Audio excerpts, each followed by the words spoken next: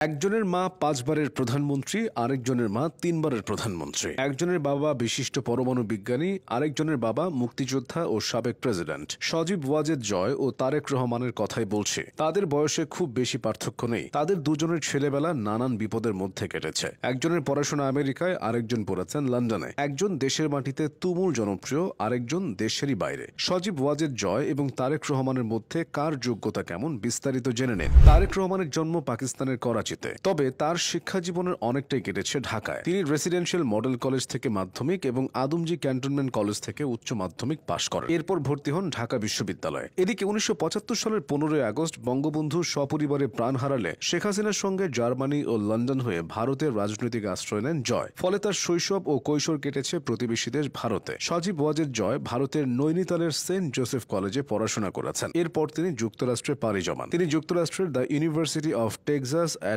Arlington থেকে computer বিজ্ঞানে স্নাতক সম্পন্ন করেন। পরবর্তীতে তিনি হার্ভার্ড বিশ্ববিদ্যালয় থেকে লোক প্রশাসন বিষয়ে মাস্টার্স ডিগ্রি নেন। পড়াশোনার ক্ষেত্রে জয় তারেক রহমানের চেয়ে এগিয়ে আছেন। বিশ্বের সেরা সব প্রতিষ্ঠানে জয়ের পা পড়েছে। তবে রাজনৈতিক ব্যাপারে তারেক রহমান আবার জয়ের চেয়ে অনেক এগিয়ে আছেন। তারেক রহমান 1988 সালে রাজনীতিতে নাম লেখান। প্রথমে তিনি বিএনপির গাবতলী উপজেলার প্রাথমিক সদস্য হন। এরপর বিএনপির বগুড়া জেলা কমিটিতে যোগ দেওয়ার মাধ্যমে চূড়ান্তভাবে এই অঙ্গনে তার পথ চলা শুরু হয়। 1991 সালে জাতীয় নির্বাচনের সময় তারেক রহমান সক্রিয়ভাবে বিএনপির পক্ষে সমর্থন জোগাড় করেছিলেন। তিনি বিএনপির জাতীয় প্রচারাভিযান কৌশল কমিটির সদস্য ছিলেন। পাশাপাশি তার মা খালেদা জিয়া যে 5টি আসনে প্রতিদ্বন্দ্বিতা করছিলেন সেখানে নির্বাচনী প্রচারণার সমন্বয়ের দায়িত্ব পালন করেছিলেন তিনি। এদিকে রাজনীতিতে জয়ের আগ্রহ ও চেষ্টা কোনোটাই দেখা যায়নি। 2010 সালের 25 ফেব্রুয়ারি জয়কে পিতৃভূমি রংপুর জেলা আওয়ামী লীগের প্রাথমিক সদস্য পদ দেওয়া হয়। এছাড়া 2023 সালের 11 ফেব্রুয়ারি গঠিত হয় রংপুর জেলা আওয়ামী লীগের 101 সদস্য বিশিষ্ট পূর্ণাঙ্গ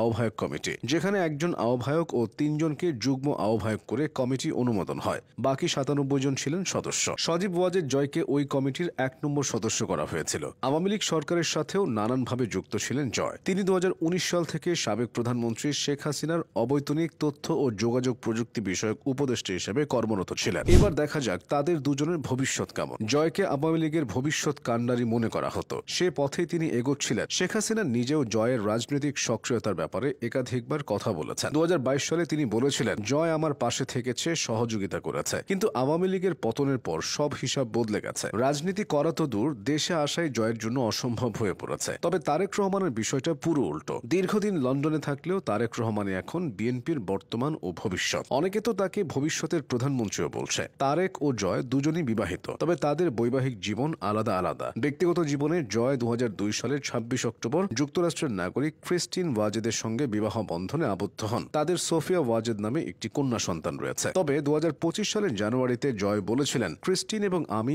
আর একসঙ্গে নেই, আমরা প্রায় 3 বছর আগে আলাদা হয়েছে। এদিকে ব্যক্তিগত জীবনে তারেক রহমানকে বেশ সুখী দেখা যায়। জোবাইদা রহমান তার স্ত্রী, জাইমা রহমান নামে তাদের এক কন্যা সন্তান আছে। বর্তমানে জোবাইদা রহমান ঢাকায় আছেন। তারেক রহমানের সঙ্গে তিনি 1.5 দশক লন্ডনে ছিলেন। সব মিলিয়ে বলতে হয়, তারেক রহমানের যদি পৌষ মাস চলে, জয়ের তাহলে সর্বনাশ চলছে।